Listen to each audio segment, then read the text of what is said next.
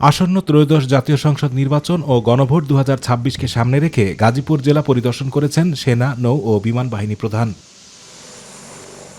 সেনাবাহিনী প্রধান জেনারেল ওয়াকারুজ্জামান, নৌবাহিনী প্রধান অ্যাডমিরাল এম নাজমুল হাসান এবং বিমান বাহিনী প্রধান air chief marshal Hasan Mahmud Khan এ সফরে অংশ নেন।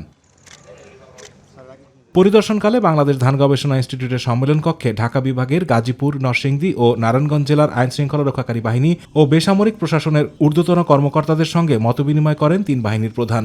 সভায় আসন্ন জাতীয় সংসদ নির্বাচনকে শান্তিপূর্ণ, সুষ্ঠু ও নিরপেক্ষভাবে সম্পন্ন করতে আন্তঃপ্রাতিষ্ঠানিক সমন্বয় এবং সার্বিক নিরাপত্তা ব্যবস্থাপনা নিয়ে আলোচনা হয়।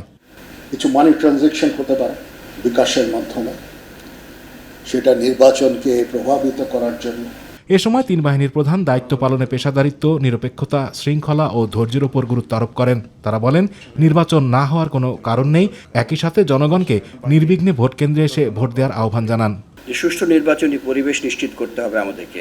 সেই উদ্দেশ্যে সাধারণ ভোটারদের মনে আস্থা জোগাতে হবে। আপনাদের দৃশ্যমান উপস্থিতি, যারা ফিল্ডে ডিপ্লয়েড থাকবেন, সবাই দৃশ্যমান উপস্থিতি বৃদ্ধি করতে হবে, বসে থাকা যাবে না। প্রশাসনকে সহায়তা করার জন্য যে মাঠে ঘাটে নিয়োজিত রয়েছে তিন বাহিনীর সদস্যবৃন্দ, সেটারই একটা চূড়ান্ত রূপ, একটা সফল পরিণতি হবে এই একটি সফল নির্বাচন আয়োজনের মাধ্যমে। এবং সেই নির্বাচন আয়োজনের জন্য আমরা সবাই একতাবদ্ধ।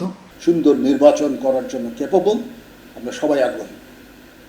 নির্বাচন কমিশন আগ্রহী, সরকার আগ্রহী, আপনার অ্যাডমিনিস্ট্রেশন আগ্রহী, পুলিশ আগ্রহী, সেনাবাহিনী আগ্রহী, বিমান বাহিনী, নৌবাহিনী, সবাই।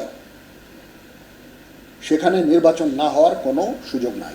সফরকালে in aid to the civil পাওয়ারের আওতায় মোতায়েন থাকা সশস্ত্র বাহিনীর সদস্যদের কার্যক্রম সরজমিন পরিদর্শন ও প্রয়োজনীয় দিক নির্দেশনা দেন তারা।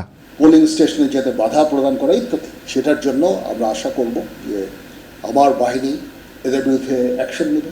আতিকুর রহমান তিতাস, মাই টিভি।